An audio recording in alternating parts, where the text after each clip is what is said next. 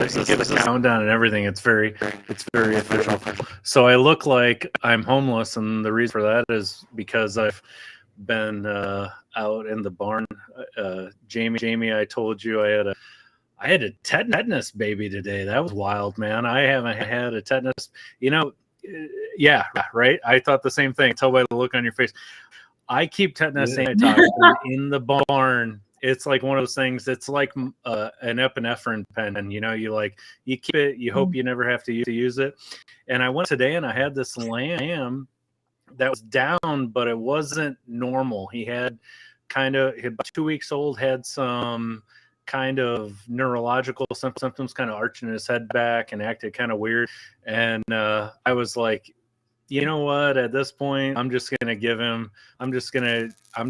an IV push of some antitoxin, and I did it. And man, within 20 minutes, he was probably better. And I was like, you got to be kidding me. Yeah. And it's just one of the things that's like one in a million. And so we give the penicillin and CT at birth, but he also was a premature birth. He had a rough delivery. He got grafted on a different mom. So I think his immune system was just a little weak to the point where it kind of opened him up to have something. But without that, and doing an IV push on a lamb that's 2 weeks old, that was magical. Trying to, I do that for a living. So so it was still bad, but I mean, you run into these weird things when you think, could the average person do this? And I don't know, it's tough. It's one of those tough calls where you're like, I don't know. Now, most of the problems that we see with the lambs early on, or the goat kids early on, people go out, they find them down, they put their finger in their mouth, they're cold. 90% of the time, we're dealing with starvation, right? Would you guys say? Or yeah. So I typically do intraperitoneal glucose injection, which is a little bit more advanced. I tell people they can do some high fructose corn syrup kind of on the gums, whatever. But a lot of the times we're dealing with is their blood sugar is plummeted, right? And people say, well, they were fine an hour ago. Well, it's just like your car, right? When the gas tank's got gas in it, when the gas tank's got gas in it, it runs like hell. But when it's empty, it's empty. It is what it is. So tonight I wanted to talk with you guys a lot about scours. So we get calls from people. We got lambs or goat kids that are newborn to 3 or 4 weeks of age, and they've got scours. And a lot of people think, oh, well, it's worms or something like that. But a lot of times that's not what we're dealing with. So kind of talk to me a little bit about scours and take it off, man. What's your thoughts on that?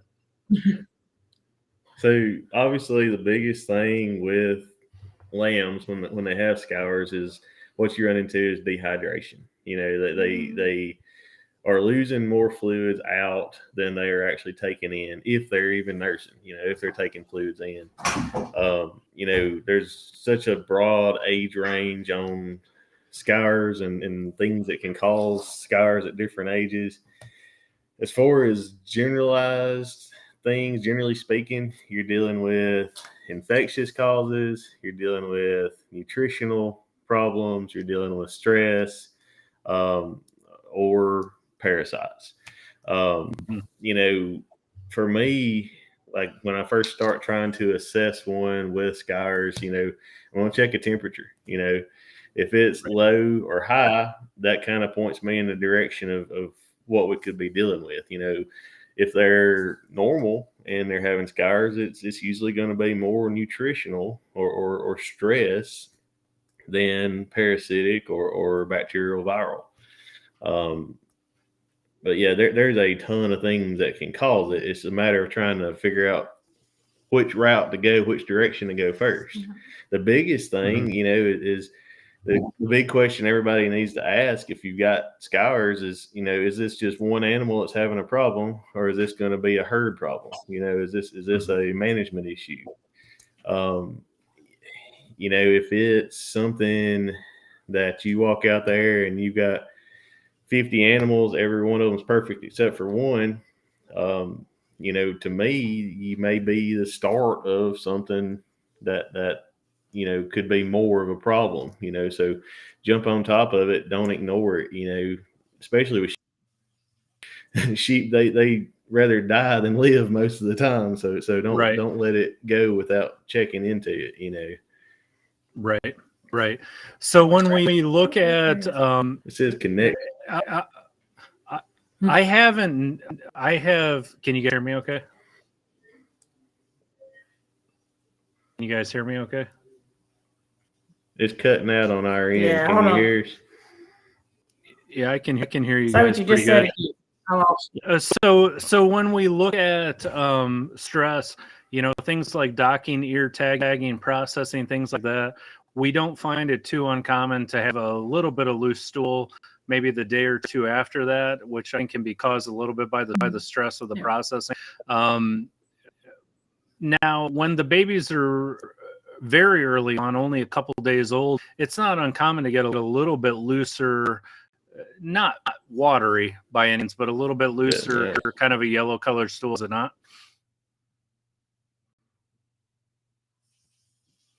I think we lost them. We'll see if they can join back on.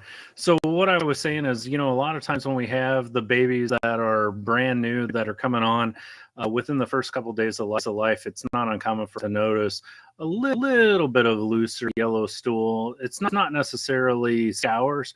When we talk about scours, what are we talking about? We're talking about diarrhea. So it's that magical term that we like to use. As far as the sheep and goats are concerned, we like to say scours, but really what we're talking about is diarrhea. So what we're talking about tonight is, what's going on when we those animals that are 1 week, 2 weeks, 3 weeks old, and they have a little bit of looser stool. Are we dealing with, what are we dealing with there? So when we use that term scours, that's what we're talking about. We're talking about diarrhea. So don't get too lost in the weeds with us as far as the terminology is concerned. But the last fact that we had talked about with Hobie and Jaimi was sometimes stress can cause some of those issues to come up. Things like processing your lambs, talking about docking their tails, tagging their ears, like that. It can stress them out a little bit, and it's not uncommon for them to maybe get a little bit of loose stool, maybe a day or two after that. But then we want to look at some other things that are going on. So Hobie touched on the fact that talk about what's nutrition, what's going on with them. Then we run into some big problems. We run into things like E. coli. These are, bacterial infections that can hit them, and that can spread through your herd very, very well, very, very fast. Now, E. coli is what we call a zoonotic issue, so that can actually go to you. So, Hobie, if I'm dealing with an animal that has E. coli and I don't wash my hands properly and go inside and decide to eat a sandwich, you're in big trouble, right? Oh yeah, for sure. Same thing, like even salmonella, on older animals. Yeah. Crypto. When I was going through vet school, I ended up with crypto, and then it's terrible. Not fun at all. No, I was in the ICU with, I was in the emergency room with E. coli 1 year from some goats that we got, and that was not pleasant, to say the least. It's got a smell to it that once you smell it, you don't forget it. But it is definitely one of those things. So what process would you guys go through? So if I had a lamb, let's say we're in 1 to 3 weeks of age and they're down or they're not feeling well, they're kind of frumpy with diarrhea, first thing you would do is take the temperature? Is that kind of where you would kick off at? I would check its temperature, check feel of its mouth, make sure it's not cold, make sure it is still up and trying to nurse. If it's got a fever, there's a lot higher chance of it being an infectious cause than a normal temperature. If it's cold, you got to go back to square one. If it's cold, you're trying to save its life at that point. It don't really matter if it's E. coli, salmonella, crypto. You've got to get it warmed up and then reassess things. If it's infectious, then start your treatment plan. But yeah, for like you were saying with E. coli, it's usually the first 10 days or so of age that you're going to see problems with that. Very rarely do you see E. coli affecting, older lambs, especially lambs that are, 3-4 weeks old or older.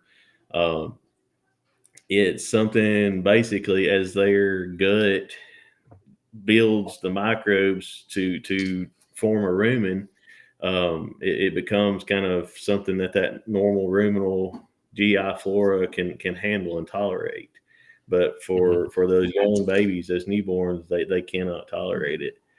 And that's usually a hygiene issue, if I'm not, mistaken. If you've got ewes that are, in the mud with their lambs or laying in damp, wet areas, you're gonna pick up some of those infections more often than if you have them, freshly bedded every couple of days and at least somewhere dry. Right.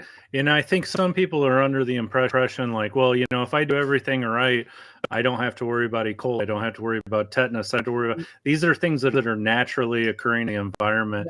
And if you get an animal that has a weakened immune system or it's in a dirty area, something like that, these are things that they can naturally pick up. And as Hobie talked about, when they're babies, before that root gets cooking and gets working, and it's something that they really can't defend themselves very well against. Now, Hobie and Jaimi used to be back in the day, we could buy actinomycin right off the shelf in the farm store. Everybody knows it as the red stuff, Tam, aka scour halt, which I think is, correct me if I'm wrong, I think it was on label for swine. I can't remember. And we used it extra label for lambs and goats. But nowadays, because of VFD and everything else, this is really something people need to be in touch with their veterinarians early to kind of have a plan in place before things come up. Am I right there? That's right.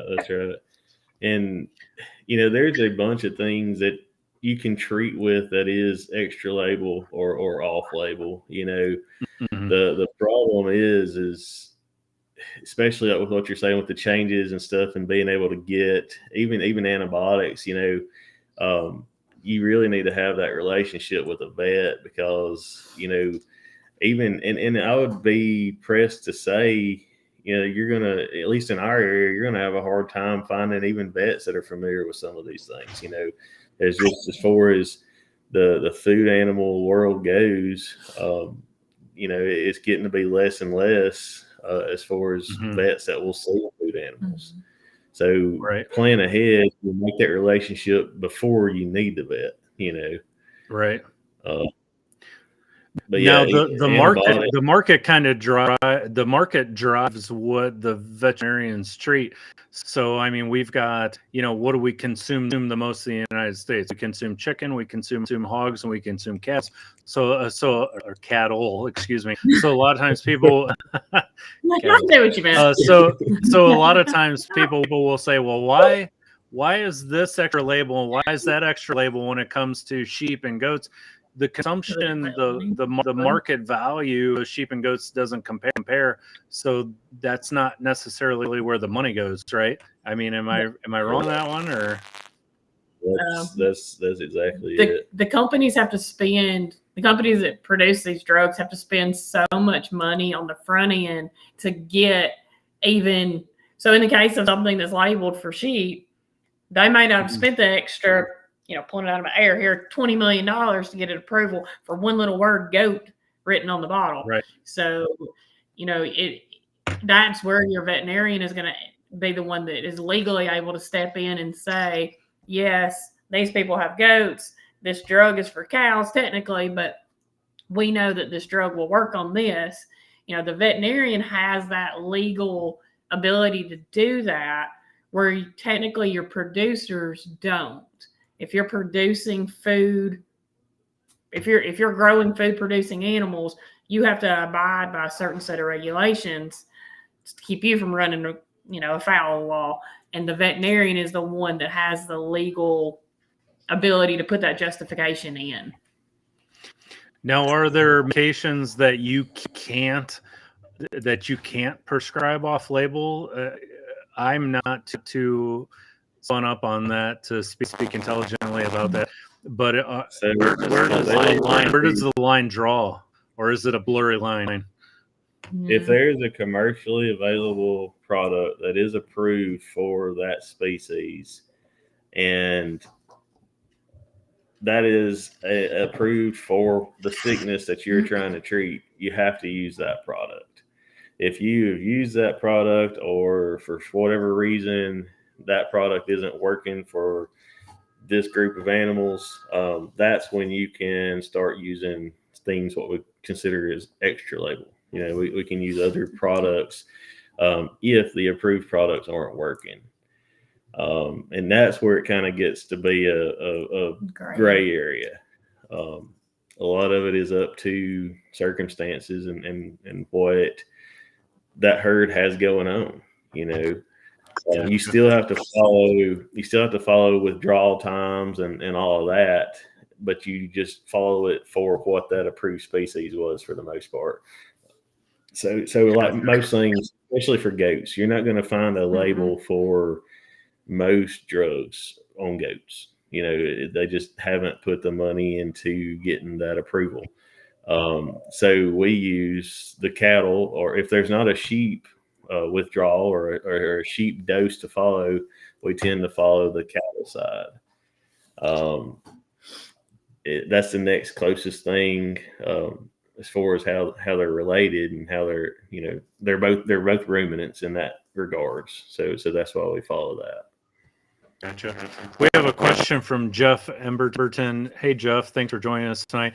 And great question. He says, is tan color diarrhea normal in day-old kids? I kind of know the answer to that, but I'll let you guys tell one. Talk to us a little bit about consistency and color. Consistency and color, when you're looking at it, when you're going through the diagnosis process, the consistency and color is something that you're looking at. So let's kind of dive into that. Either one of you guys feel free to jump in there. Yeah, so you can tell a good bit by the color and consistency of it. Like a tan color stool on newborn lambs, I consider that relatively normal. Colostrum tends to make it. It's that almost colostrum, the meconium. Yeah.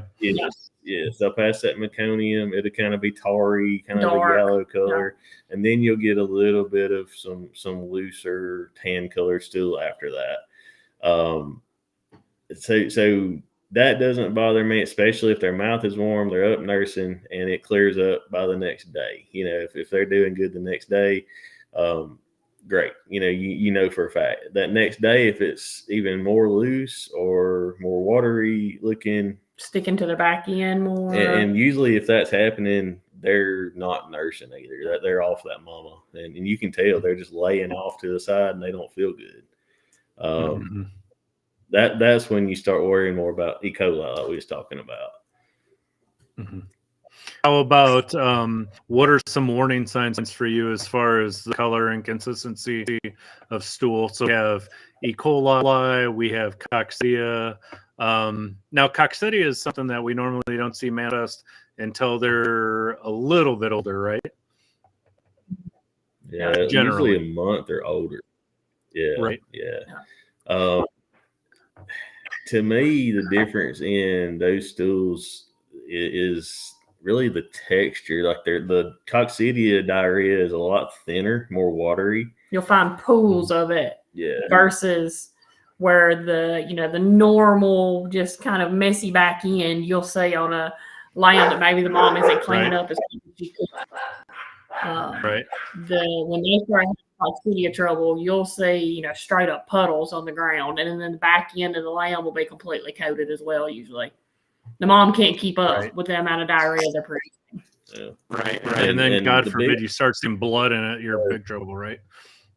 Yeah. If you have the ability to do a fecal, I mean, you're talking about earlier, what steps do you kind of go into? Temperature, check their gums if they're cold, and a fecal. Even though you're not probably going to see barber pole worms or any of the common large adult parasites, look for coccidia. If it's a month-old lamb and you can send off, your vet can send off having some loose stool. You can send off that stool. You can culture and got E. coli or salmonella, or if it is a viral cause. And a lot of those the viral ones is, to me, more beneficial for future lamb crops, because as you know, most viruses have to kind of run its course. There's not really a straightforward treatment. You're just treating the symptoms, keeping them hydrated and that sort of thing. But if you find out that's viral, you can vaccinate, do things in the future for those next lamb crops. Know that you don't need to put lambs in that field for a little while. Even, under certain circumstances, we may recommend that you just remove all young animals from that area for some time period. Right. A lot of times wild coccidia, if you do let that pasture rest, or that, lot, wherever you may be having them, sometimes just time does a lot of good as well to help. So you're not just constantly reinfecting your entire lamb crop. Yeah. I definitely recommend a quarantine for anybody that has have a season. My next question. Yeah. Was at what point do you, if you have a lamb or a kid that's down and sick, at what point do you immediately advise quarantine? Why?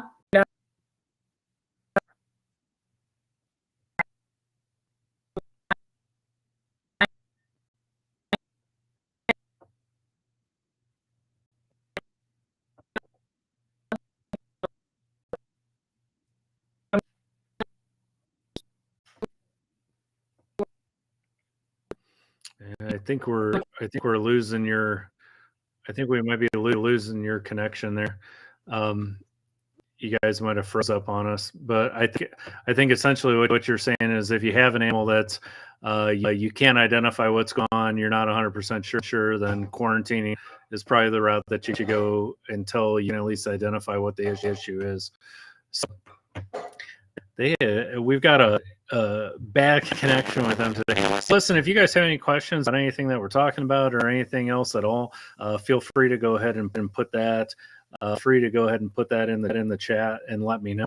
Another issue that we can find sometimes is with bottle feeding. So, bottle feeding is one of those things that we see a lot of scours with when we talk about, the quality of the quality of the feed that we're bottle feeding, or switching animals up on stuff.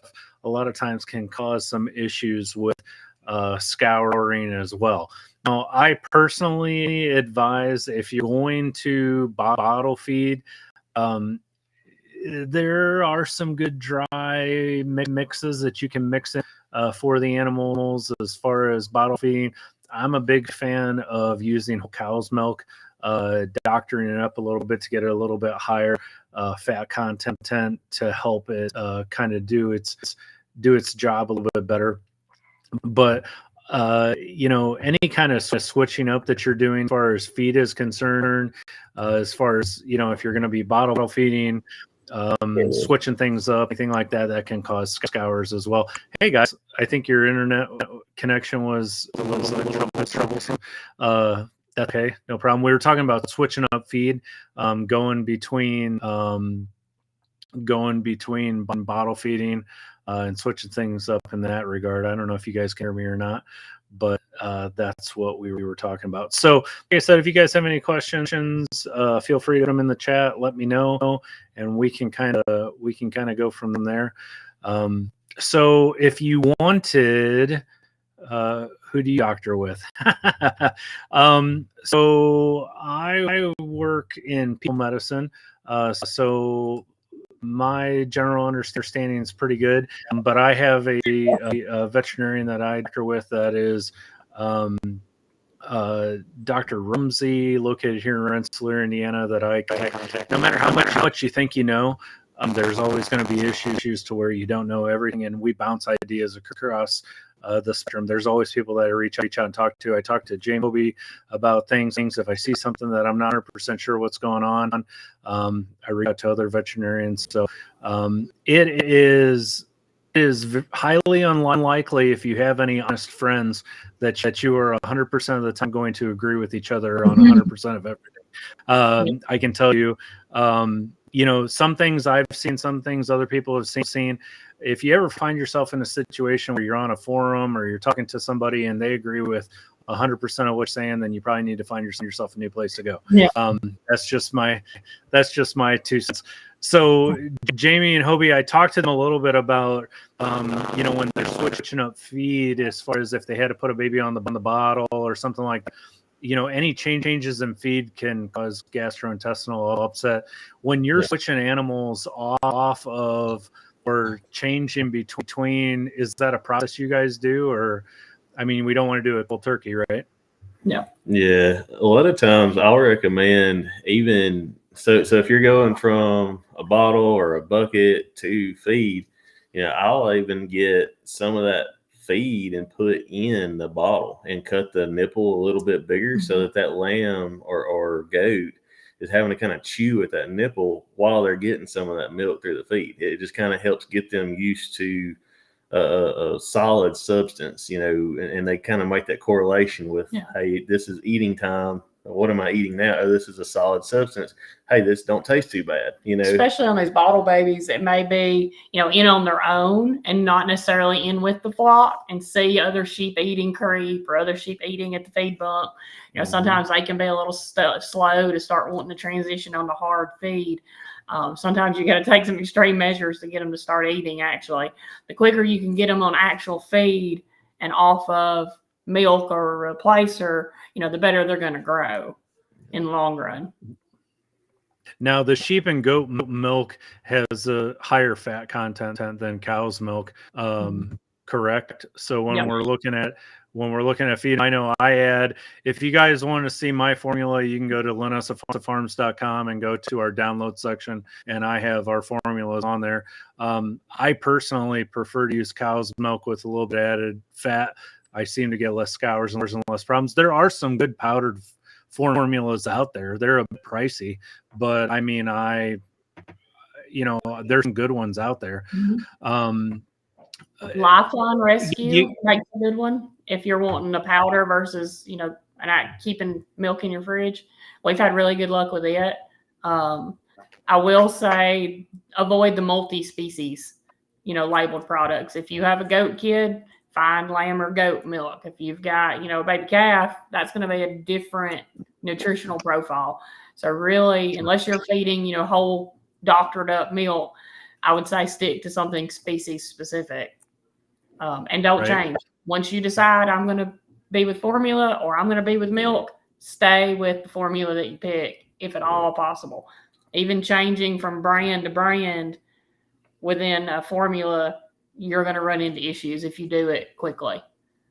It really, over the course of several days, is ideal with a bottle lamb. We had a couple questions in here that I'm going to get to, but I think Hobie, you both kind of touched on an interesting topic, and that is a lot of times when people get bottle babies, they think I'm going to bring them up and put them on the back porch and keep them with me and bottle feed them, and they're going to be my dog or my cat, and I'm going to have them. If you can do it when you're bottling, it is best for them to keep them out with the herd and flock, is it not? Absolutely. And can you expand on that a little bit? So they more so than just the fact that, why make it a pet and then later down the road you've got problems with it being in your pocket all the time when you go out there. But they learn how to be a sheep or a goat from being around other sheep and goats. If they don't have that mama, they're an orphan.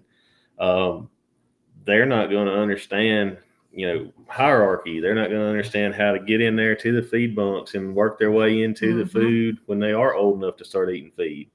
They're not going to understand that, hey, why is this sheep headbutting me and pushing me off of this hay bale every time I try to eat? They're just going to kind of give up and then rely on you to do everything for them. And God forbid somebody keep an intact male as a bottle I was baby. just going to say, That's just like, words right out of my mouth. If you get anything from any of these talks, do not keep a bottle baby as an intact male. That is asking for it to be killed in about 6 months. Yeah, and people don't realize that. And I'll tell you what, and Jamie just hit on it. That was exactly what I was thinking. If you keep an intact male and you bottle feed that thing, I will bet the farm that is going to be one of the most aggressive males you have ever had ever. And yeah, they're great, cuddly, and fun until their nuts drop at about 6 months, and then you're in big trouble. They're going to challenge you, they're going to ram you, you're going to have all kinds of problems, and we've seen it happen time and time and time again. And as Hobie said, having them out there with the flock, having them out there with the herd, they learn natural social skills. They learn the hierarchy. Somebody's in charge, I'm not. This is kind of the way things go. Every herd has a hierarchy. Every free flock has a hierarchy. Generally speaking, we have our alpha females. We have our alpha male, and they kind of learn their, and it's best for them. It's best for their safety. So, guys, we had a question from Terry, and Terry said, I don't know when to give babies grain. She said, I feed use oats and the babies are trying to get to them pretty hard. Will oats give them diarrhea? So what do you guys say to that? I would be more concerned about it choking them, more so than diarrhea. They choke, then they bloat, and you're in real trouble. Yeah. Oats are really notorious for, especially in sheep and goats. If you have a pretty high concentration of oats in your ration, I could almost, like Tim said, bet the farm that you're going to run into choke issues. Just the way that they're powdery and they break down when they get chewed, it just gums up. And especially babies tend to have issues with them. I would really suggest maybe trying to figure out how to get them a crepe system set up where they can go over and be eating their own feed while you feed the mamas. That's kind of how we have ours set up. When the moms come in to catch pen to eat, the babies automatically start running over to the crepe area. They get a different feed. That first week of life, it surprises me how soon they're actually ready to start eating. How soon they're ready to be interested in grain. So if it's out there, it's available. They start putting 2 and 2 together.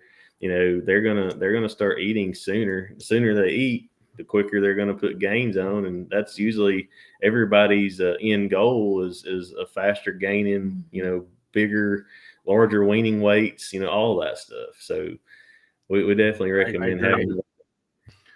Yeah, and to piggyback off of what you guys saying, it's a process. And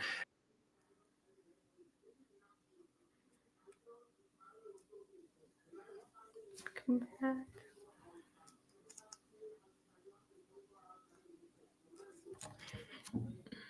Did it freeze?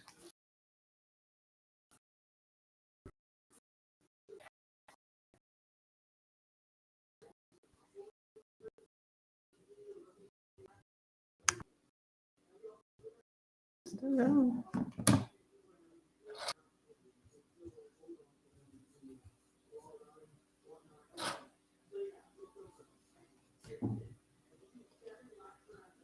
No, it's just us. I think we lost him for a minute. Either y'all lost him too, or just me. I'm not sure, but there he is. Oh man! We have an interesting. So what did you guys last hear me? What did you guys last hear me talk about? Holy smokes! Well, right about the time you started talking is when it cut out. Yeah. So what I was. It's your guys' show now. Your guys' show now. Yeah, Brian's like, yeah, it's yours now. So yeah. If I go off again, like it's the Jaimi and Hobie show. Like it is what it is. Yeah. So I was telling them, it kind of goes back to what we were talking about as far as the having the babies out their moms. They watch them. They'll start nibbling on hay. They'll start nibbling on grain relatively soon. And it's not necessarily the oats. What we're talking about with the oats is more the size, the texture of it. It's like taking a saltine cracker and shoving it in your mouth and trying to chew it up and swallow it. Oats on their own isn't the best nutritional profile. It's missing some amino acids and some other things. So getting those babies into their own area where they can have a texturized creep feed or a mini pellet or something like that is going to be a little bit better for them. So that would be something that I would consider. We're not telling you not to feed grain right off the bat. That's not what we're saying. What we're saying is you need to be cognizant of, the profile of the feed that you're giving them. So we had another question that says, can I tag my newborn sheep? The answer to that is yes, but I'll let you guys kind of expand on that a little bit. Yeah. So what I do, and this is what works for us, I put one of the Premier 1 mini tags in newborn lambs. They're the little small one that can fit 3 or 4 numbers on them. You can get them printed, whatever sequence you want. The day that they are born here, they get a mini tag. And then at weaning, so between 75 and 90 days, we remove or leave, depends on, kind of the path that lamb's going to take. If it's just a replacement female that's not going to show or anything like that, we'll just leave it and put it in another ear, the big farm tag. But if you want to remove that mini tag and put a farm tag once they're a little bigger through that same ear, you can, or you can put your farm tag in their other ear. I used to put the Q-Flex 3s just at birth, which are the decent size farm tags.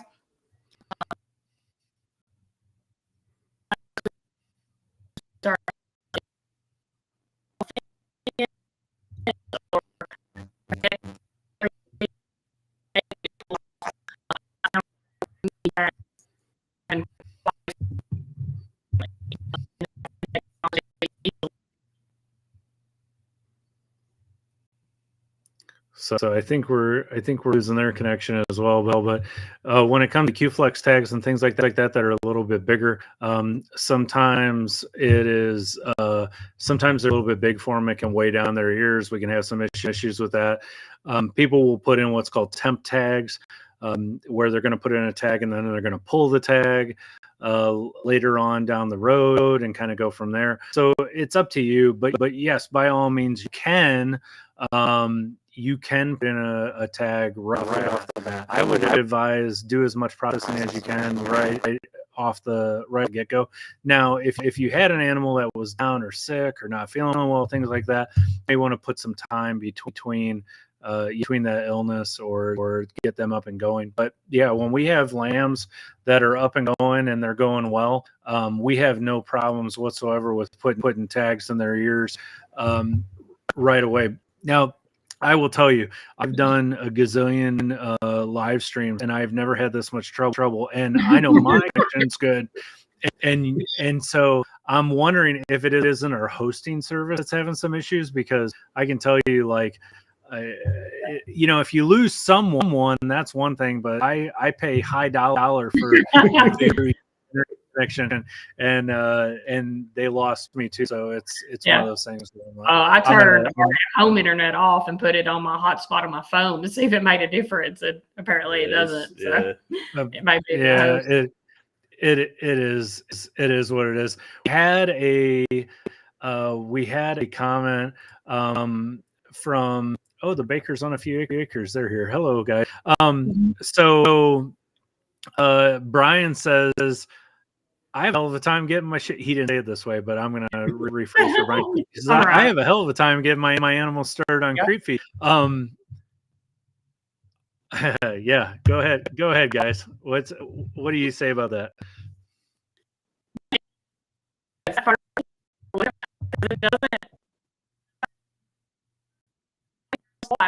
When you pick them up and put them in the creep pen 5 times a day, it really takes 2.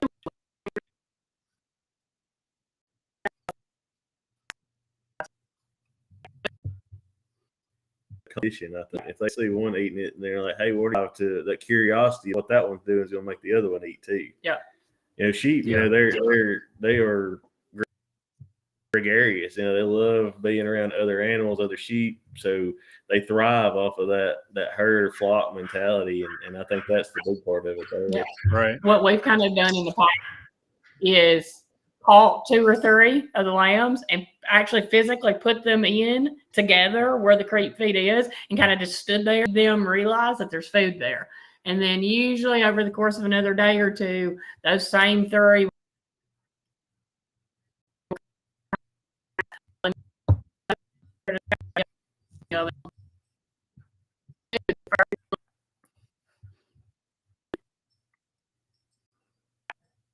Jaimi, you guys are breaking up. You try to switch it back to your home internet, because sometimes with the phone internet, it actually causes more problems with the buffering. So something for you to consider. So Brian, this has been an interesting live stream, and I appreciate the fact that you're still there. So what they were saying, and it was the same exact thing that I was going to say, is when you have when they're brand new, it is unbelievably hard to get them.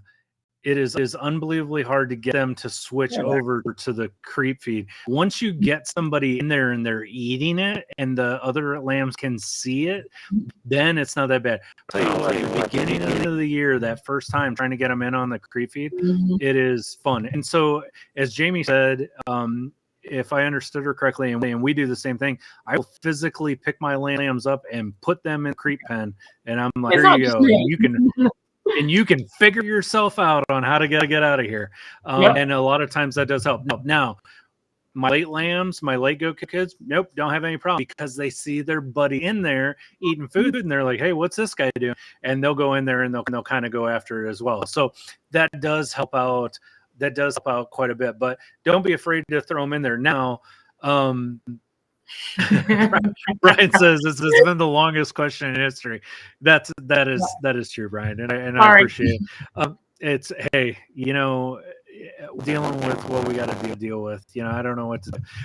So I have been inclined to put some old roasted soybean meal in the creep a little bit in the corners of the creep feeder, which they tend to go after a little bit more, but it's kind of a crapshoot. Getting them started on it is the trick.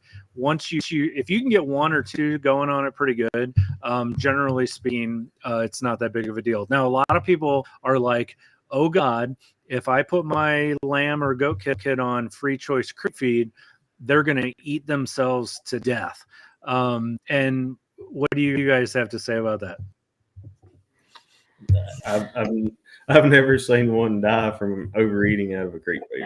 It's kind of that's its purpose. If you're actually using creep feed and doing it right, they're going to hit it little at a time. They're not just going to stand there and gorge themselves. With the caveat to that being, once you start on free choice creep feed, do not let them run out.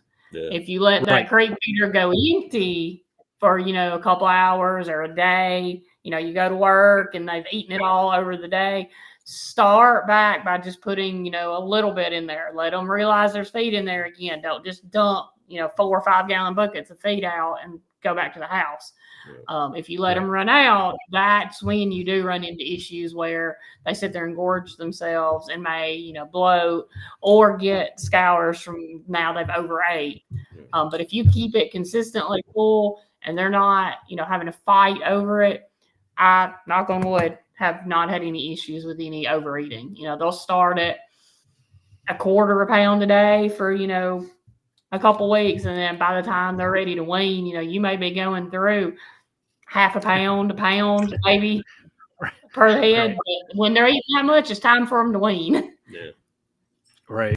Yeah, they seem to get into that mentality where, and that's a great question. The question that a lot of people ask, when they're on the free choice creep feed. So when we say free choice creep feed, we don't mean go out there and pour some food in there every day. We mean that feeder has feed in it all the time. And what those lambs and those goat kids will learn is, I can get this anytime that I want. And so they'll come up, they'll eat a little bit and they'll leave. And they'll come up, they'll eat a little bit and they leave. Where you start running into problems is when you start eating 1 time a day, 2 times a day, to where they're like, I got to get this now. And if I don't, it's going to be gone. And they gorge themselves. And so when we start talking about, we're not going to get into it, but when we start talking about like Clostridium and stuff like that, in the older animals, a lot of times the story that you'll hear is, I had a bag of corn that I left out, and the animal broke out and got into it and ate, 20 pounds of corn. That's when you start running into big time issues. But if you're keeping food in that creep, not going to overeat. They know it's there and they want, they can go in and they can get it. So I would like to alleviate any concerns that you have about that. As far as wondering where you can get a tagging gun, I would say, what did you say, guys? I would say Premier One, Valley Vet. They're all over the place. Do you guys have I use the big guy, like the big blue. It's a huge one. It's got a lot of torque to it. Do you guys use like a smaller one or? I have okay. Yeah. I use the little red Allflex. I know they've redesigned it. Now they have a blue Allflex that's supposed to be more ergonomic for your hands. Just the plain old like $7.99 Allflex tagger from Tractor Supply is what I use. But that's going to be specific to your tag. So what are they? The Y-Tex tags have to have their own tagger. Allflex tags have to have their own tagger. And then the Z tags have a different tagger. So that's going to be, depending on what tags you buy. Right. The EID tags. The EID tags have a separate tagger. Yeah, they all do. If you go that route. And all I can tell people is when you're tagging, I look for the cartilage ribs in the ear. I make sure that I'm not on a cartilage rib, and I go hard and I go fast. And it's done in a snap. It's not something you want to kind of like easy does it do it. You just quit and you're done. So Ed had a question. He says, what is the feed in the creep feeder? Protein content, alfalfa pellets, sweet feed, etc. Oh boy, that's a whole show on that one, right? What do you guys have to say about that as far as what are you putting in the creep feed? Oh, I think we might have lost our feed from a meal. Oh, there you are. There you are. Yeah.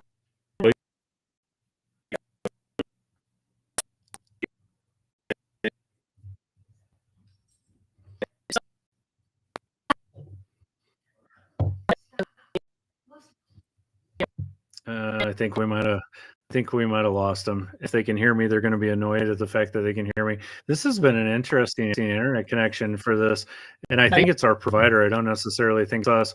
So when we look at a general creep feed, you want to get a well-balanced creep feed. You don't want to go with, oh, these are back. Yeah. Hi. So we lost you right at the We lost you right at the beginning of the creep feed. So I was telling them, you kind of want to go with something that's well balanced. You want to watch there's lots of things, right? Calcium phosphorus ratio, it's such a low protein. I don't feed over 20% protein. I'm usually 16 to 18%. What do you guys say about creep feed? Yeah. So the first and foremost, you want to get something that's balanced. So you want a product that's designed for what you're feeding it to.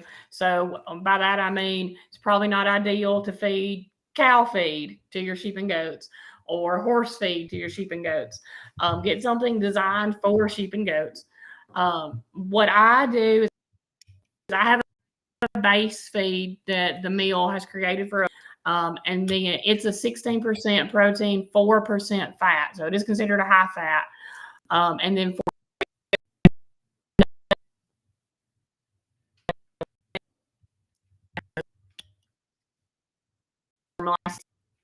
sticks together a little better. They don't choke as badly. And so by the time I'm done with it, it tends to be around an 18 or 19% protein and about a 5% fat for the creep. Not everybody's going to need that. Some people feed a higher protein, lower fat, lower protein. It's just going to depend on what your goals are. Just a standard, use creep. Something, and that's what you'd look for. Going back to kind of the whole diarrhea, the scours thing, we do get decox added to our creep feed. Yeah. That's just kind of going to help prevent. It's not a treatment for coccidia, but it's going to help prevent coccidia. And we're strong believers in that. It's done really well as far as a preventative measure goes. Yeah. Mm-hmm. Yeah, definitely. I think having the coccidia prevention in there is definitely something that you've got to do. I had a question about copper sulfate warmer, and I'm not going to get into That's it. all you. So I apologize. That's all you. So I apologize. Yeah, so I apologize, but that's a whole ball game. So what I would tell you is go on the TAC box, and you can ask your question on there. And Jimmy, I think we get 5 questions a week about that. If I could go back in time, I wouldn't have even posted it online. It's one of those things where I'm just like, it's so copper sulfate is questionable. It has to. Copper sulfate is one of those things you got to do just right. It's a narrow thing. You got to do it just right, and you got to do it just the right amount at just the right time. And it is not. It is all I use it for is for extending the period of time between chemical warmers. I do not use it as warmer. Yeah, so you've got to be really careful with that. Joy says, "I have acres, got goats. How do I get scrappy numbers? Is the number the State Department assigned when I told them I got goats? Yes, kind of, right? Go ahead on that, guys. Probably. It'll be to your state, and then in our situation, it's 4 numbers after it, so it's 8. Right. I would imagine every other tag from other states that I've seen also follows that same format. So if the number you got from the State Department, is in that format, that's probably your scrapie ID. You can always call them and find out, but I would hazard to guess that's probably it. Don't you have to have the premise? Yeah, so you have to get a premise ID first. And then they will, when you call and tell them you have sheep and goats, they'll assign you a scrapie ID as well. So the whole thought process in the scrapie ID tags is if an animal gets sick or they have a problem with an animal, they want to be able to trace it back to where it came from. So when you apply with state, what they're going to do is they're going to give you a specific number that number is going to be assigned to you. So if that animal were to ever get sick, they could trace it back and say, this is where it came from. Now, some people, and the question came up here about the sale barn, they say, I don't scrapie tag them. I go to the sale barn scrapie tags them. That's a gray area. So technically, are they supposed to do that? Yeah. No. Do they do it? Yes. And what all that's going to do is it's going to trace it back to that sale barn. It's not going to trace it back to where it actually came from. So now what the sale barn should do is they should keep a record of that number and say, this is the farm that I tagged that animal from. But when you apply for it, and I'll have to look that up. Is that it's a federal program, but does every state run it on their own, or does it go Fed, or do you guys know? Every state has their own scrapie officer that is assigned to be kind of the implementer of the program. And then they report up higher to a federal level, is my understanding of it. Right. Yeah. There's it used to be they'd give you free tags. I mean, back in the day, you'd sign them, they'd send you free tags, and I don't think that's necessarily the case anymore. So the company that made those little metal tags that everybody got for free went out of business, I think. And so they tried to switch to giving you, so like our state, you can have 100 tags free when you first sign up for scrapie program.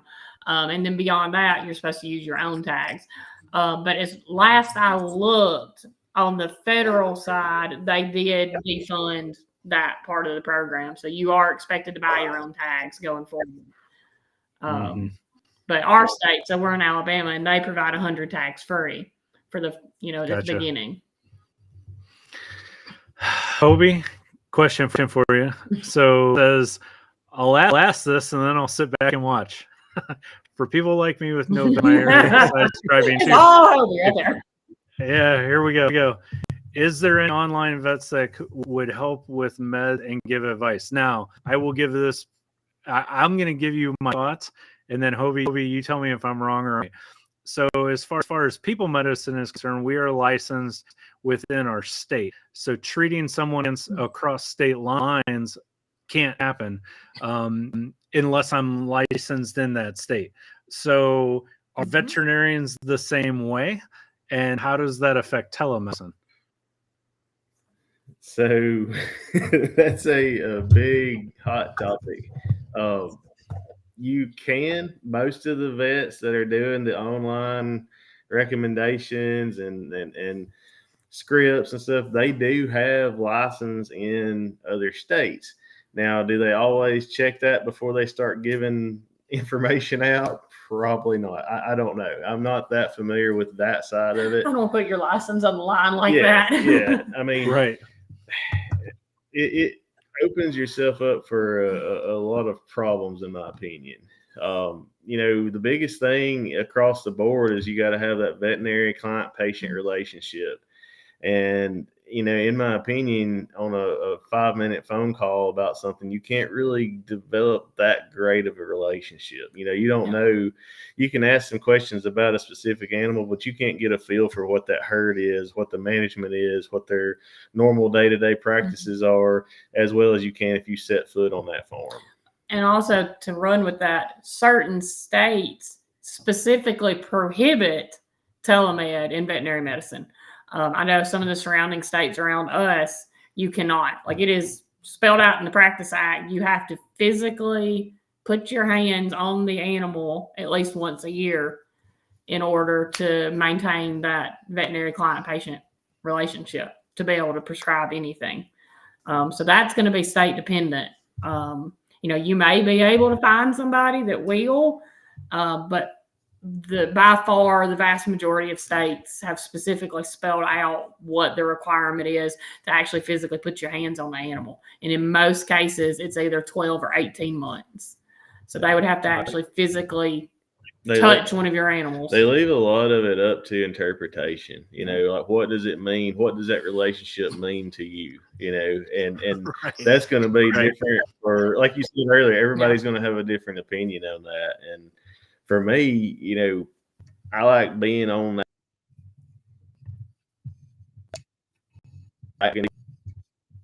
What kind of management practices are going. Majority of our general can be prevented through management. In all honesty, there's the 80% that would be prevented or get better without any drugs or any antibiotics or anything altogether. Then it's that 20% that don't, and you got to have a vet for. But if you can do everything right from a management standpoint, for the most part, that goes a long ways. And if I can make those recommendations on somebody's farm when I'm out there, that's going to save them a whole lot of headache in the future. Right. So advice is one thing, but most definitely, so like I'm located in Indiana, Hobie and Jaimi are located in Alabama. Under no circumstances whatsoever, Hobie can't write me a script. Correct? I mean, because we're so far apart across state lines, like that's a whole nother can of worms. But that's just a no-go. Correct? We are not licensed in Indiana. Right. Yeah. Now, if Hobie was licensed in Indiana and Alabama, and we did a telemedicine, and maybe he could say, "Yeah, I go up and I see Tim once a year, and I see his flock, and blah blah blah blah," then yeah, he could do that. But as far as a lot of people think, well, there should be like a call center, and somebody in one state should be able to answer my questions and write me scripts. No, that's just not the way that it goes. It is what it is. So good question. And in Tennessee, the co-op has started doing something similar where they've hired a veterinarian. They hire vets, and they will actually do that, and that's their kind of their way around the antibiotic problem. Where you can't get antibiotics, they can still prescribe it that way if you're going to the co-op, if you're using the co-op. I don't know. It's a big gray area for me. Right. Yeah. Right. And so I'm licensed to sell antibiotics, but I still can't sell it without getting a prescription from a veterinarian. So, if you were to go on my website and order an antibiotic, you're going to get an email from me that says, I need a script from your veterinarian, and I have to keep that on file. So then when I get audited by the FDA or whoever, I've got to show them proof that I got a vet that wrote a script for you to get that. So, there's lots of bells and whistles and a lot of hoops that we have to jump through in order to do those things. So, and Brian said, if I had a cat or a dog that's sick, I can go to anybody right up the road. But when it comes to livestock, especially small ruminants, it's tough for sure. And it is what it is. I have vet friends that are in like Virginia that call me sometimes about like one guy in particular, like he's a cattle guy, and he's called me a few times and he's like, dude, I got no idea whatsoever. People medicine's the same way. Like I know certain things really, really good, but you ask me about like kidneys, endocrine systems, stuff like that. I'm like, you might as well call someone. I mean, you guys kind of fall, once you become veterinarians, you kind of start to fall into a niche of where you start educating yourself and becoming more proficient, correct? Oh yeah, for sure. And even through vet school, a lot of schools will let you track, and they'll let you pick, if you want to do just equine, or if you want to do livestock medicine or small animal. And where I went to Auburn, and we got to see all the species. They didn't really let you track towards one, but you did get to pick certain electives that would allow you to have more time and more experience with certain species if you wanted those electives. Mm-hmm. Yeah. But yeah, once you're out, you kind of fall into what that need is and what you're actually going to do more of. Once you get out, that's where the real learning happens. Yeah. When you actually see what the need is in your area. Well, and you start doing your own continuing education too. So, I was working in a clinic where I was a lot of cardiology and pulmonology patients, and I was doing specific radiology work, and so all of my continuing education, everything that I was doing was based off of the needs of my patients, and kind of some of the other stuff kind of went to the wayside. And I was very up to speed on some things, but other things not so much. And I suppose it's the same way with veterinary medicine. If you're constantly dealing with sheep and goats or cattle or pigs or whatever, you're kind of really keeping up to speed on that. But if somebody were to pull you in and have you want to treat, their dolphin or their puppy next week, you're not going to be too up to speed with what's going on there, right? Yeah. Where do I get questions about chickens all the time? Yeah. And chickens, one day. Yeah, we really didn't get much on chickens, so I'm like, fried or grilled. I mean, so when you need to read information on things, and there is a learning curve when it comes to reading some of the peer-reviewed scholarly work, as it's got a bit of it's got the deep medical terminology, and I understand, the average person to try to read that some of the stuff makes sense to them. But if you had to tell our viewers, if you had to say, hey, if you're looking for information, these are good places to go, where would you advise they look when they're looking information about sheep and goats? So go ahead. Extensions, your state extensions is going to have a lot of good information. There's university websites. Yep. You can go to. I think Ohio State has a really good one. What is the Cornell? Cornell has a good one. Cornell. They have a lot of sheep. They have a lot of dairy goats. Mm-hmm. They have a lot of publications on dairy goats. Washington, WADDL, they do a lot of sheep and goat stuff. You're talking about Cornell, they're actually having a small ruminant conference this week, I think, or next week, that as a producer you can sign up for. I got an email about it this morning. Mm-hmm. If you're kind of on the Eastern Seaboard, that may be something you'd be interested in. It's a multi-day event, I believe, where, there's all kinds of sheep and goat producers set up. veterinarians, extension, all of it. I think Texas A&M. Texas A&M has a big hair sheep division. Yeah. They have a website and a Facebook group that puts out a lot of information. Right. Yeah. We're right up the road from Purdue. So I'm fortunate there. We're about 40 minutes north of Purdue. So even the guy that designs and does all of our minerals and everything else, he's a Purdue animal vet graduate. You know, a lot of Virginia. What's that? What'd you say, Jamie? Virginia, oh, yeah. Like their college, Virginia, and North Carolina have a big sheep division now. Yeah, was it North Carolina that came out with the recent study talking about CL where they were using the Draxon using Andrew Weaver, I think, was the head investigator on that. He's a PhD. He's not a DVM, but he's PhD in like small ruminant management or health. They did. They're the one that led that study. I think South Carolina had part in it as well. But that's kind of the newest in the treatment for CL is doing intralesional Draxon. And it seems to, we can't call them cleared, but it clears the lesion that's active a lot quicker. Right. The big thing with kind of talking about the diarrhea subject and stuff too, you know, parasites, you know, we kind of hit on coccidia a little bit, but there's other parasites. Worm X website, there's a lot of information on there about the newest parasite treatment protocols and multimodal forms of deworming. Tons of information on there about that, and I think that's Georgia that put that. Worm X. Worm.x. I think it's .info actually. It's Worm X, like the letter X, .info. It's the Small Ruminant Parasite Consortium. Yes. So they're going to be your first line.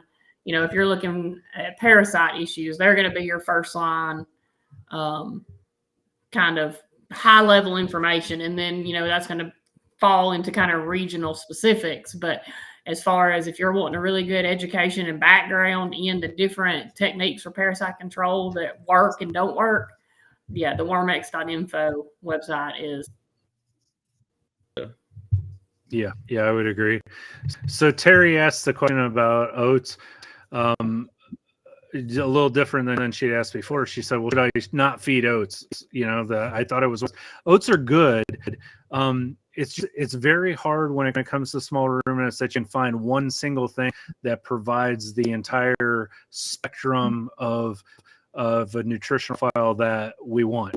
You know, just like people, like, are fruits and vegetables good for me? Yes, you know, but if I only ate broccoli every day, is that enough to keep me alive? You know, if I only did this, you know, would it keep me alive? So it's, you know, are oats bad? No, oats are not bad, but they are missing some amino acids. They're missing some things that you may need. Missing some vitamins that you may need. And so generally speaking, when we're talking about an all-inclusive thing that kind of reaches that whole spectrum of what they might need, oats of and on their own might be enough for you. So same thing that we run into with corn. People say, well, you know, corn kills goats. Well, corn kills sheep. No, not really. It's jacked up calcium phosphorus ratio, and it can cause urinary calculi. And it's not great by itself, but it's a valuable product that we can put in complete feeds. So that's what we would tell you is, you know, look at the nutritional value of it. Do a Google search, look at the nutritional value, see what it's missing, see what you can add in there to fill that gap, and kind of go from there. Brian mentioned the TAC box, and we had mentioned that before. So Jamie's our chief moderator on the TAC box. I'm on there as well. Basically, it's our online Facebook forum where we have how many people do we have on there now, Jamie? 3,000? Over 5,000 last I looked, wasn't it? It's a bunch. Yeah, it's a lot. It's a bunch. So if you have any questions, you can go on our Facebook forum, and you can ask questions on there. It's Linessa Farms TAC box. And like I said, Jamie's our 3,000. Yeah, Jamie's our chief moderator on there. So usually, I would say myself or Jamie, we have one other moderator, and we generally answer your questions pretty quick. And honestly, if we don't know the answer, we just tell you we don't know the answer. And the good thing about the tack box is if we're giving you advice, we can usually reference what we're telling you. We're not just pulling it out of our ass. We can say, hey, this is what's coming from. And I think me and I are both of the same mindset of there's nothing wrong with asking somebody why. So if you're on a forum and somebody tells you this is what you should do, and you ask them why, and they can't tell you or give you a reference, that's right. Yeah, there's a problem. So it is what it is. It seems like there was something else I wanted to ask you guys, and I can't think. I know we've been a little bit over, but our internet was so wonky at the beginning. I did want to ask you guys, when it comes to parasites, because we get comments on the text and people are like, my animal's weak all week, so I gave it ivermectin. At what point in time in the time period of that animal would you really start seeing the parasites like barber pole worm, tapeworm, things like that? At what age would you really start to see that manifest itself? I would say as young as month and a half, 2 months old, you can start seeing some of those things. If they're grazing on grass, if they're eating off the ground, it can be a problem. Yeah, okay. They're again, it's environmental. There's factors there. So if they're eating straight off the dirt, they're going to pick them up a whole lot quicker, a whole lot easier than if you've got long blades of grass where they're grazing up off the ground. If you live somewhere that's still under snow, you don't have to worry about parasites. It's 75 degrees outside today, and we have grass growing that's yay high. So I probably will have to start checking for motches and target deworming probably before Tim will. It's going to be really dependent on your environment. If you're 6 inches under snow, you probably don't have to worry about GI parasites right now. But we see a big worm shed when we wean. The stress of weaning causes those parasites to emerge. That don't mean that they don't have them before that. It's just not as bad of a problem. They're still on mama. They still have, they still have that comfort, and their gut's not stressed. They're not having to figure out what the world's about, with parasites. Right. Anytime absolutely. Is when you're going to end up, and that goes for adults as well. We talk about looking and checking to see if you need to deworm your ewes when they lamb or your does when they kid. Having babies is a stressful time for them, even if they're an adult that has handled, this burden of parasites fine. Well, when they get stressed by having that baby, that same burden of parasites may be too much for them. And it goes, hand in hand with it weaning time. This much parasite may have not caused a problem, but that same amount when they get stressed may cause a problem.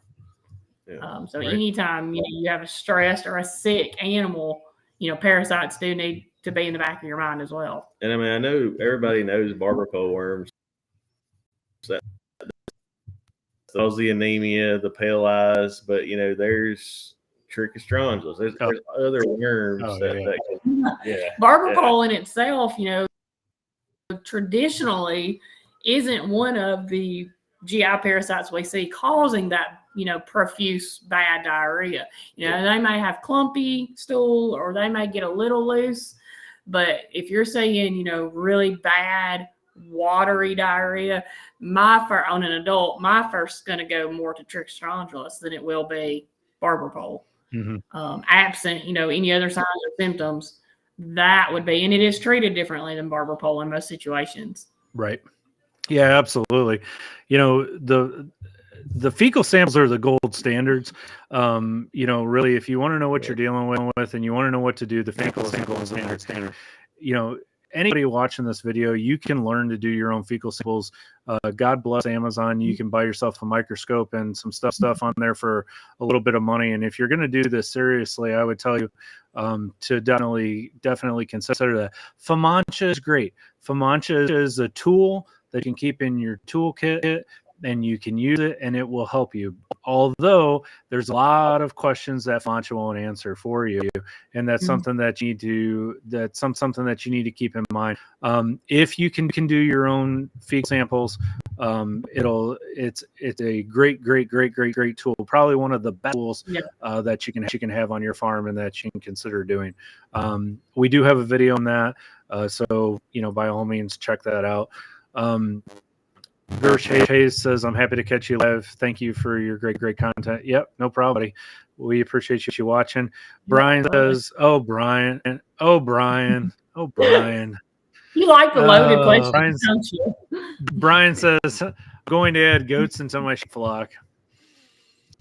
I mix my own grain besides giving 10 copper bowls to the goats. Would you be right to feed them sheep feed?" The big question with the goats is the copper issue.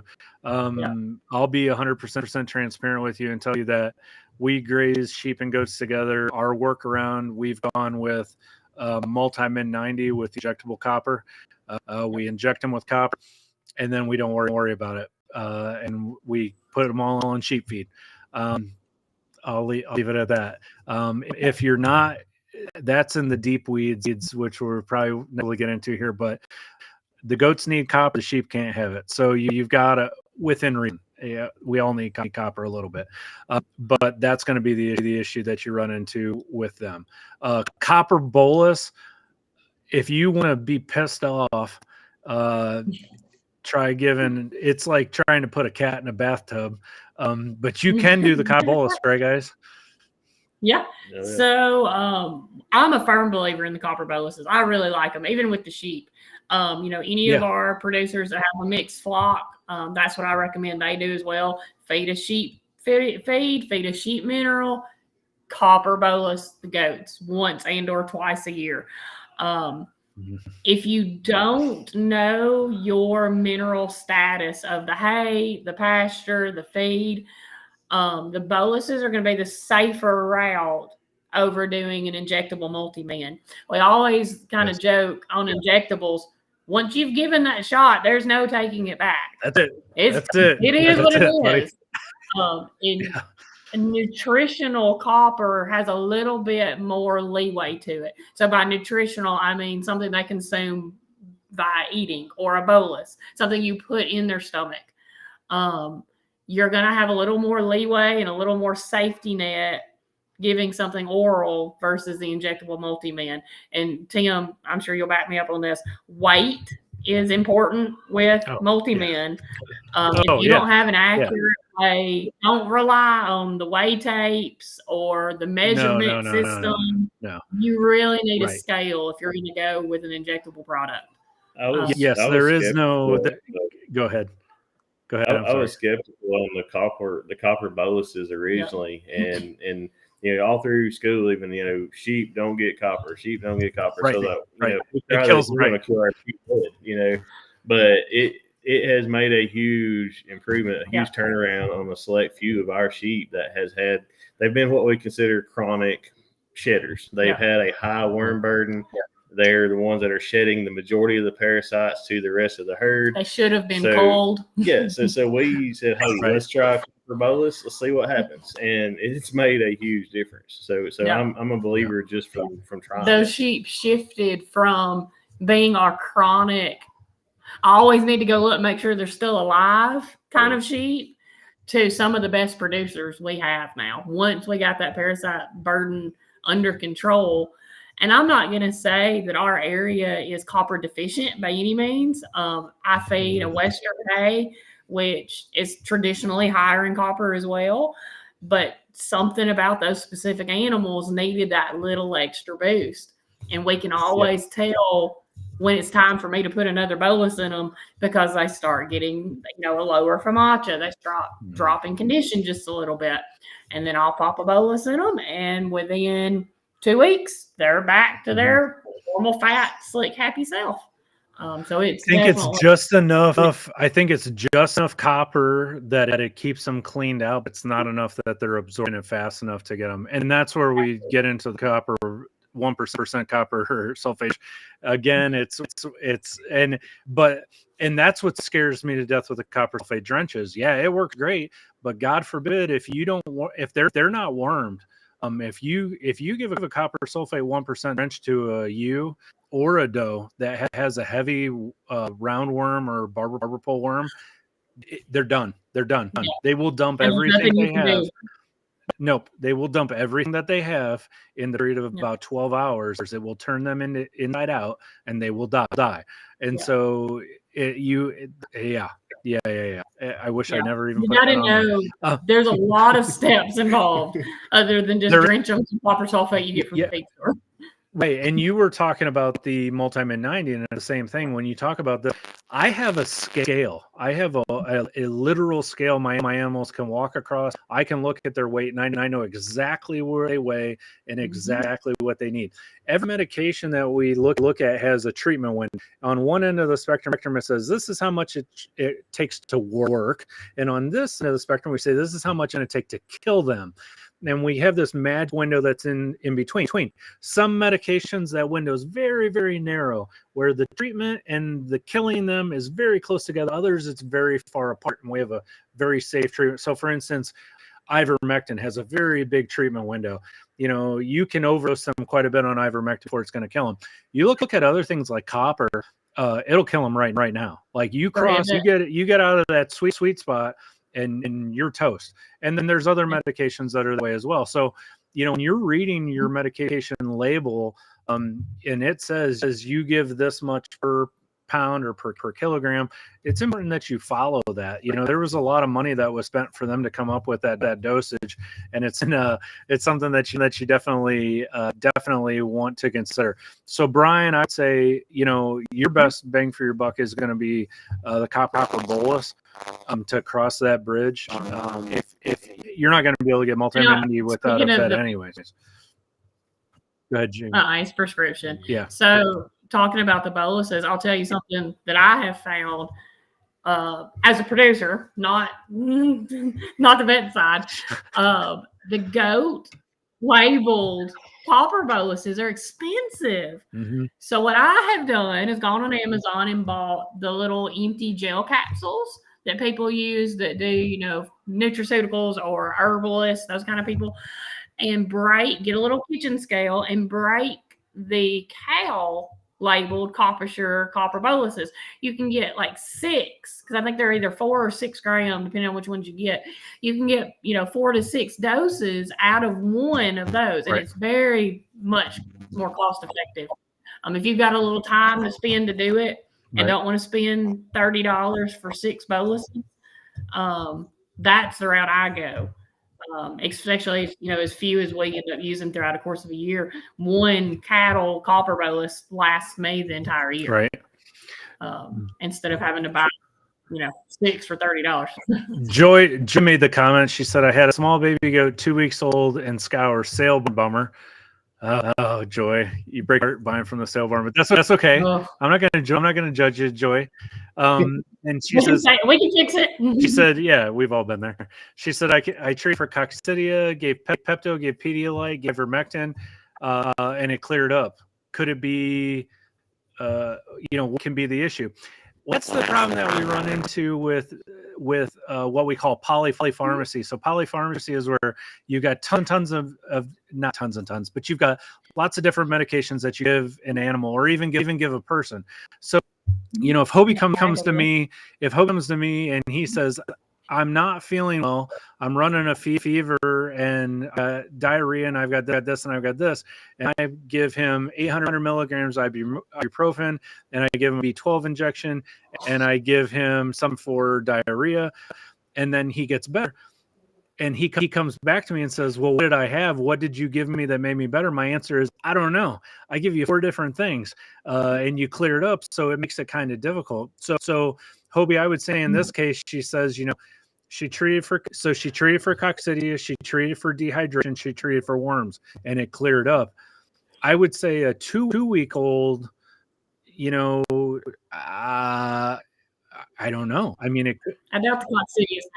I doubt the coccidia was your issue at 2 weeks. I mean, it's not to say that there is argument that they can pick it up in utero from the dam.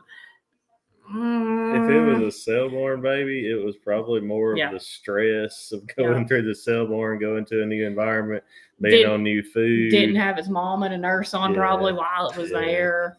It was probably more nutritional, and it was a coincidence that the dewormer and stuff all did make it better. Probably gotten better with time. Probably the fact that you took care of him, gave him a good environment, and you treated it for dehydration.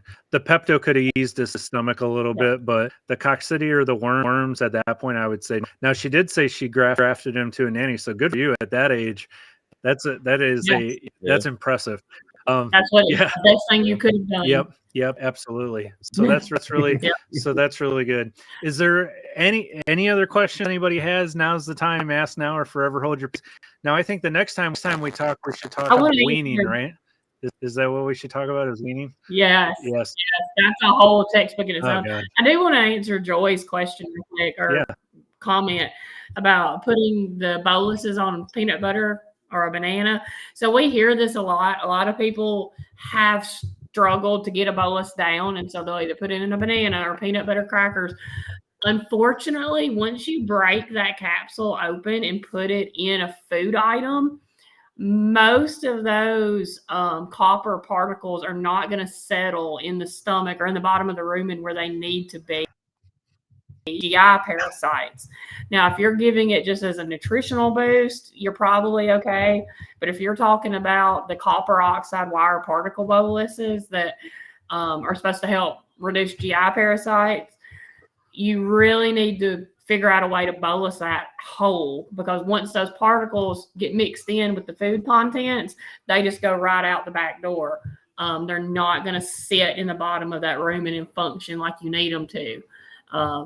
Whereas if they're whole, when they go to the bottom, the weight of it sits there, the gel cap dissolves. Now all those particles are sitting under that food mat and can actually do the job they're designed to do versus just going right back out. So if you're getting benefit the way you're doing it, you probably will get, exponentially more benefit if you can get the bolus down them whole versus, older crackers. We say that a lot. Yeah. Like that's a very common. And while it does probably work, it could work a lot more effectively if you get it whole. Yeah. And they're, like I said before, they're not cheap. So I don't want to be wasting them. If you can get, whereas one, it may last you 3 months now, if you could get it whole, it may last you the entire year sitting in their stomach. Right. Good point. All right, guys. Well, that was good. We had a hell of a start, and then like the last 45 minutes, man, we were doing great. I think, like I said, I think it was it might have been.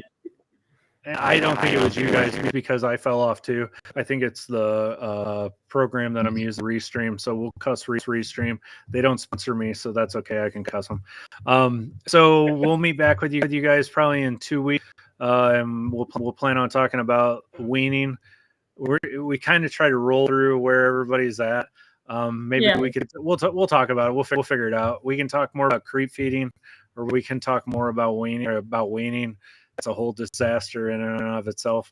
So I think space is in it for a lot of people. I think a lot of people, if they have a very small amount of space, doing the separation and things like that, it's hard. Yeah, definitely. So, all right, guys, we'll appreciate everybody watching today. Jaimi, Hobie, hang out a second after we end. Thanks, guys. Oh, Jaimi, Hobie, really quick, help me out. So, if people want to find you guys, how do they find you guys? Yeah, so we have recently started a YouTube channel. It is Flock Around and Find Out. We try to do, I can't take credit for it. He comes with that one. We try to do a good mix of just general, sheep and goat knowledge, from the veterinary side, and then just general farm stuff. We got some hunting videos. We've got the sheep stuff, rolling into show season this summer. I'm sure we'll have some, lives from some of the different shows that we go to with our little boy and that kind of stuff. But yeah, if you are on the tap box, you can find me pretty easy. And I'll try to post a link if anybody's interested And on the tap box. The farm page. Yeah, Our farm page Wilson is Farms. Farms. What's your farm page? What is it? What's your farm page, Jamie? Wilson Farms White Dorper. Wilson, all one word? Yep. Wilson Farms AL, actually, I think, for Alabama, is our actual tag on Facebook if you're looking for it that way. Do you have a website? I don't. I need to work on that. You can find, if you ever have any questions, you can always email us at wilsonfarmsal@gmail.com. Okay, good deal. And then Jamie posts their farm information on the tack boxes so you guys have it. So if you're watching, everybody watches tomorrow. So we usually get like 30-something, 40-something views the night of, and then after a week we got about 500, which I understand. It's more fun to watch our videos than to work. So when you're at work during the day, you can always listen to this, and it makes the day go by a little bit faster. But yeah, we'll post that information for you guys on Tack Box, and then make sure you guys check out their YouTube channel. My YouTube, it was just a fluke, man. We did. I was like, I'm going to make one video so I don't have to answer these questions anymore. And I really it's the best. I love the stream of just different questions. Yeah. So yeah, the live streams are actually a lot more fun, I think. You get some interesting questions and some things that go, and it's nice for people to have a place that they can go. And a lot of the groups, like you almost feel bad asking a question, or you never know what you're going to get. So yeah, we'll pick up again in 2 weeks. So thanks everybody for watching. Thanks, Jaimi and Hobie. We appreciate it.